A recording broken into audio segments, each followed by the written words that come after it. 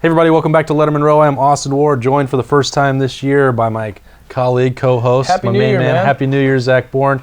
My gift to you was an opportunity to talk about the officiating. I know that you'll be loving to do that. You know that's my favorite thing to do, right? It blows my mind. Still with the game being, a week and a half ago, honestly, I'm still in shock over the officiating. How the NCAA allows a crew to come in there and dictate the outcome of a game the way they did is beyond me. There's a problem in the NFL.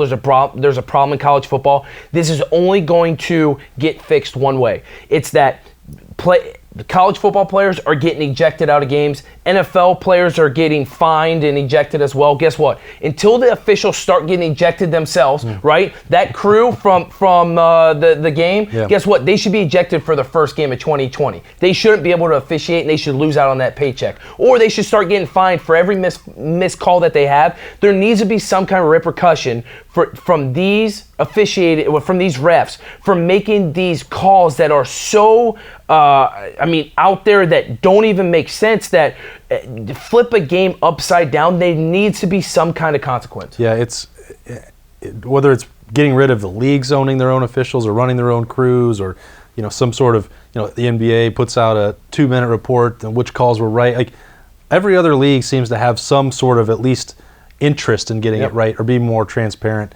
Even the NFL, which has its own issues, but they're going to rate the crews and do the best they can.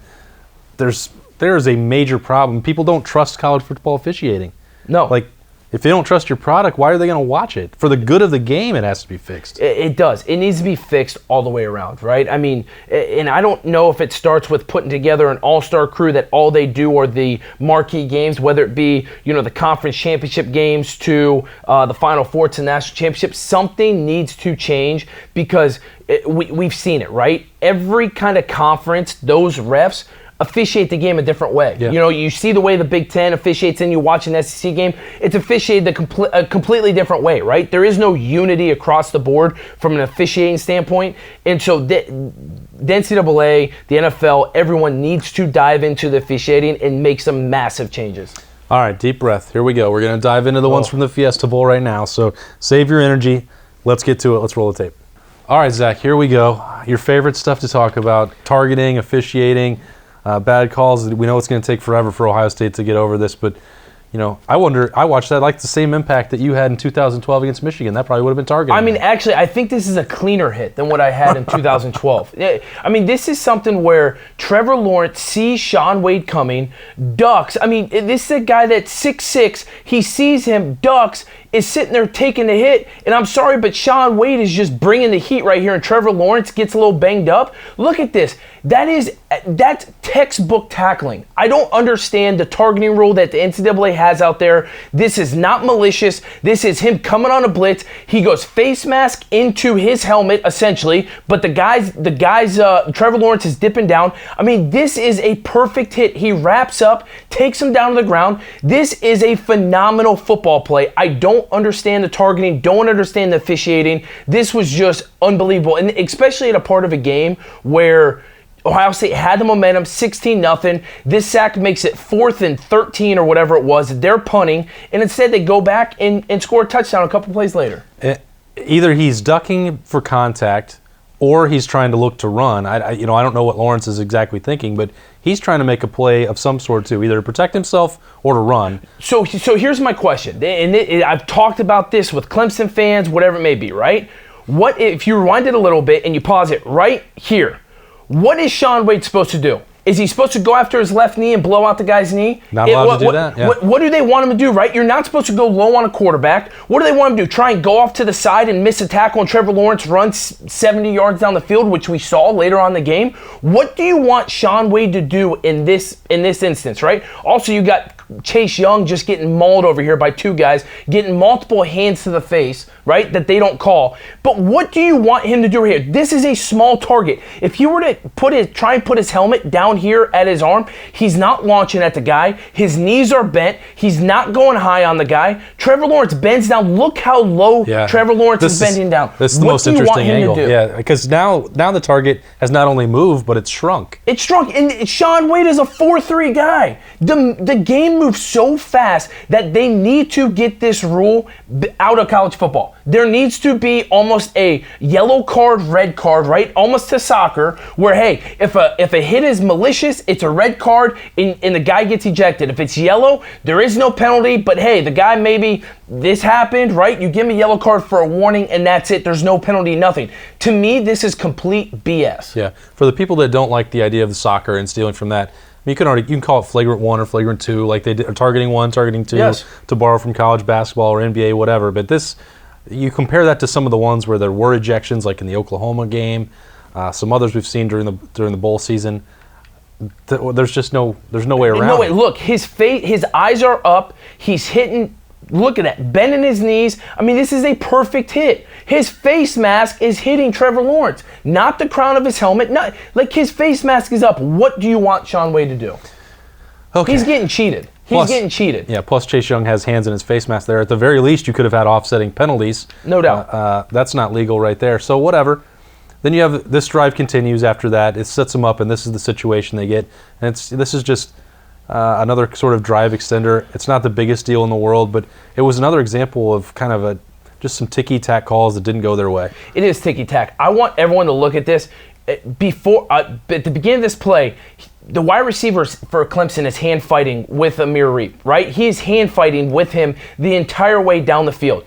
If you are going to call this, tell me why, for everyone watching the NFL playoffs this past weekend, why Rudolph wasn't penalized for offensive PI, right, in the Saints game. It wasn't. It's because they were both hand fighting. Here, they're both hand fighting. You saw that. I think that's Ross right there. Gets a hand to Amir Reep's face. They're both hand fighting in this position. There is no penalty. He doesn't restrict them. Ross is still running, to the football. He's got both arms up to catch the football. There is no PI right here. They're both hand fighting going down the field.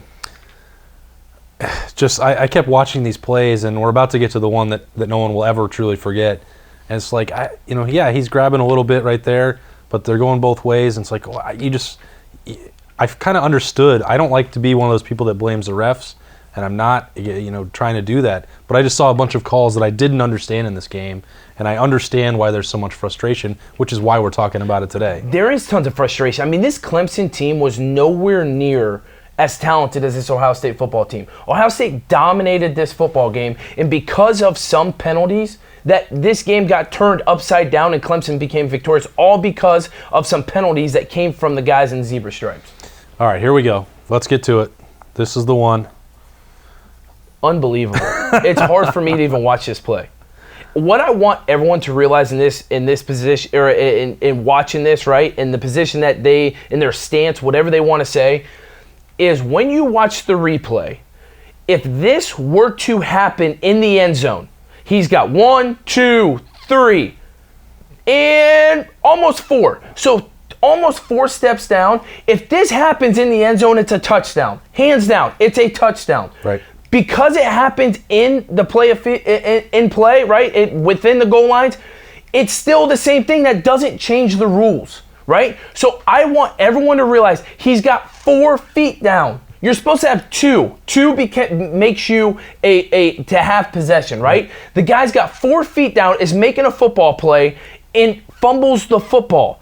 And the other thing, what I want everyone else to realize, is that on the field, this was called a fumble and a touchdown. How do you possibly have enough ammunition to overturn that call after looking at replay? It's unbelievable. Yeah, there's no way. And you look at the final score, it's easy to add 7 points and see what's different for that game.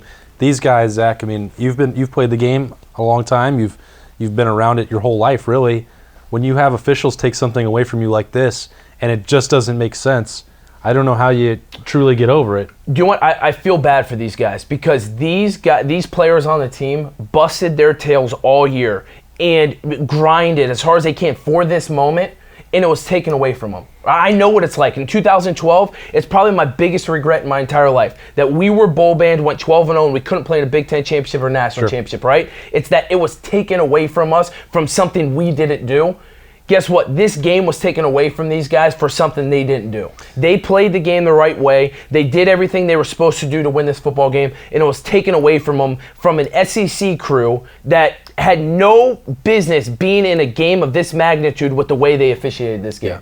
Yeah. And there's no accountability for it, and that's the crazy part. I mean, we're rehashing some old wounds here, but you look at it, and it's like, I think it's worth a reminder of how well Ohio State played. They had a chance to win this game, and they had all these things go against them, and it's like, it's hard to understand, but when you look at it over and over, something has to be done about the rules, whether it's the replay booth or whether it's, figuring out the targeting situation. Something has to be done, and I understand, everyone wants to talk about, the targeting rule and the officiating in general. Guess what? College football and NFL football are so similar that I know there's a penalty problem in the NFL, but they should both have the same guidelines or rules, right? You were talking about major football. Guess what? In the NFL, guys can get ejected if it's very, very violent, right? From a targeting standpoint, you see guys getting called for unnecessary roughness all the time, but not being ejected.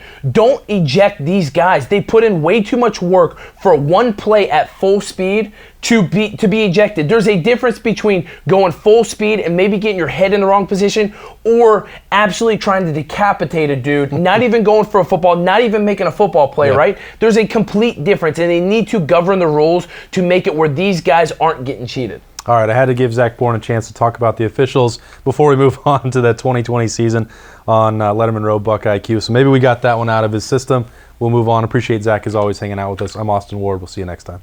Thanks for watching. Subscribe below to get the latest videos from Lettermen Row. We got Lettermen Live. We've got the practice report. We got rapid reaction. Hey, and we got BuckIQ with Zach Boren. For sure. We got recruiting breakdowns with Berm. We got whatever you need. Ohio State football and Ohio State athletics, we've got you covered here at Lettermen Row.